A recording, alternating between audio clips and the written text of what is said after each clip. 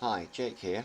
So we've now got a storage of MP4 files stored on the Amazon 3 cloud storage, and we want our site members to be able to view them. If you just do a direct link to the S3 stored file, the download is quite slow, and the MP4 could easily be directly downloaded onto your visitor's own computer. So for security and a more professional appearance and a much quicker download speed, you can use Amazon's EZs3 video facility. So what we do is we go onto that page, EZs3, it'll come up with a Google search, and we will open an account. Now I've obviously got an account, so I'm going to log in, and as I get onto the login page, this is what comes up. So I enter my name, Jake, my password,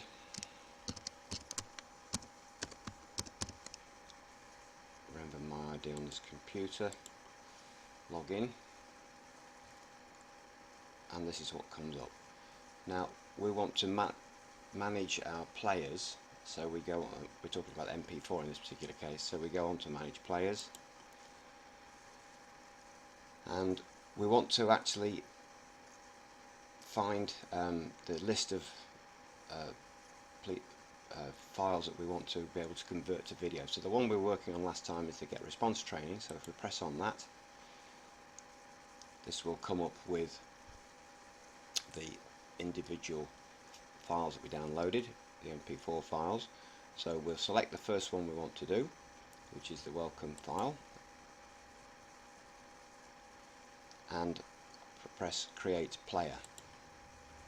Now this comes up with a choice of number of different formats for our player to appear on our screen on our website, but the one I've been using quite favourably, which I like, is the standard player, and this one down here. So I press on that, and that will come up. We'll then have to name the file, and so we can find it quite easily. So what I'm going to do, I'm going to call this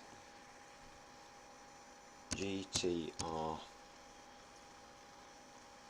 Oops, it helps if I press the cursor. GTR1.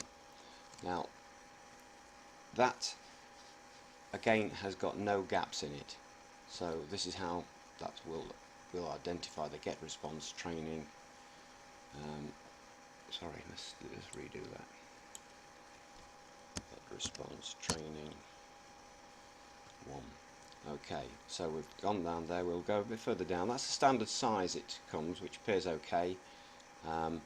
I like to have the controls visible on the bottom, so we go to that, press that below, and I need to also put the security encode URL there. Now that's my website, which I'll just copy in a second.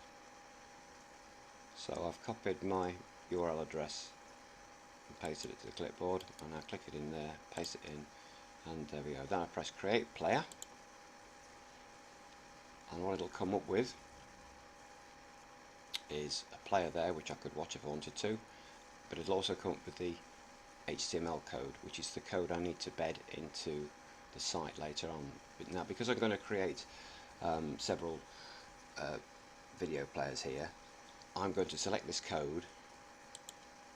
So you press on HTML code, press select code, then right click on that, copy, and what I'm going to do then, I'm going to copy that to the clipboard, paste,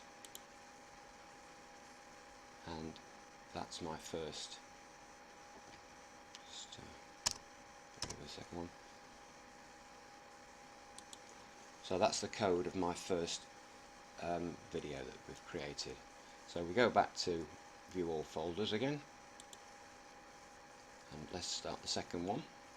So to start the second one, we go back down to the get response training, and then when this comes up, we'll select the second one we want to do. Now obviously they're not in order on here, but we press number 2 and create player. It's a pretty quick process once you get used to this. Obviously you can play around with different video styles if you want to do. I'm sticking to the same one to get a bit of uniformity. Now this one's going to be called Get Response Training GRT2, keep the player width as before, player controls below, and then I've just got to put my URL in there. So click and paste again, create the player. So this is the second player being created, and again go down, press the HTML code, select all the code, it's a big long code, click on the code, right click on the code, press copy, then go down to Notepad again, wrong one, go down to this one again, that's right, and paste in there, and we've now got the second video done. So I'm not going to bore you with the details of creating all the others, but I'm going to do those, and then we'll watch another video later of how to transfer this code so they appear on your website. Thanks for watching.